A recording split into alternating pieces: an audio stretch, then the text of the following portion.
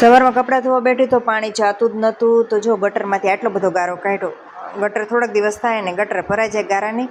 પછી કપડાં ધોઈ નાખ્યા અને બપોરનું જમવાનું થઈ ગયું તૈયાર. તો બપોર જમવામાં બનાવ્યું ગવાર બટેકાનું શાક અને લાલ મરચાં તળ્યા અને છાશ અને રોટલી. મારા માટે રોટલી તળેલી, કેમ કે મને કોરી રોટલી ભાવે નહીં. તો આલુ જમવા માટે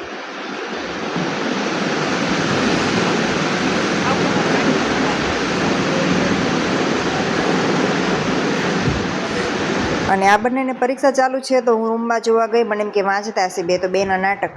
પછી મારો ભાઈ આવી ગયો અને પછી એના માટે બનાવી ચા. તો ચા બનાવવા રસોડામાં ગઈ અને ચા થઈ ગઈ તૈયાર. તો જો સાહેબ ચા પીવે છે અને આના જો નાટક. આ પલક ચા પીવે છે ફૂકે તે મારે છે, તમે જો. પછી અંશે પણ ચા પી લીધી. અને જો ઇન્ડિયા પાકિસ્તાનની મેચ આવે છે તો બધાનું ધ્યાન ટીવીમાં જ છે. અને પછી આ મારો ભાઈનો છોકરો છે હર્ષિલ, અને મારો ભાઈ આવ્યો હતો મસાલો દેવા માટે. તો આ મસાલો અને લીલા અને લાલ મરચાં છે તે દેવા માટે આવ્યો હતો. અને જો મસાલો હવે આટલો જ રહ્યો છેલ્લો, તો આ મસાલો આવી ગયો અને ડબ્બો ભરી નાખ્યો. હવે ડબ્બો પેક કરીને મૂકી દીધો. અને હર્ષિલને તો અહીંયા મજા આવે, જો પલક હોય એની પાછળ પાછળ દોડવાની. હર્ષિલને તો બહુ મજા આવી જાય. અને પછી સાંજે જમવામાં બનાવી નાખી ખીચડી વઘારેલી. તો વઘારેલી ખીચડી બનાવી તો પલક કહે મમ્મી મને જોવા દે ને કેવી ખીચડી બની છે. પછી શું કહે ભૂખ તો લાગી છે પણ મારા પપ્પા આવે ને પછી ખાઈશ.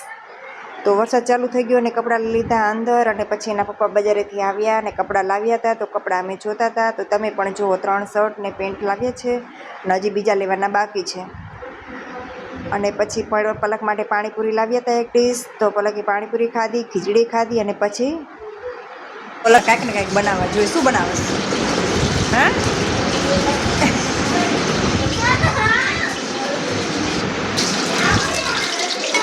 ગેસ સાફ કરી નાખજો.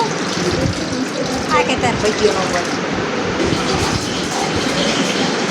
કાંક બનાવો. કેમ બનાવાય? રસોડામાં જીમ જવાય.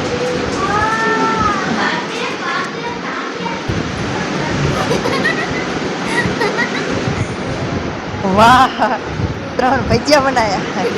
તો આપણે 4 જણા છીએ. નાનું બનાવી, નાનું સારું. તો નાની બનાવી સારું. હાલ ખાવા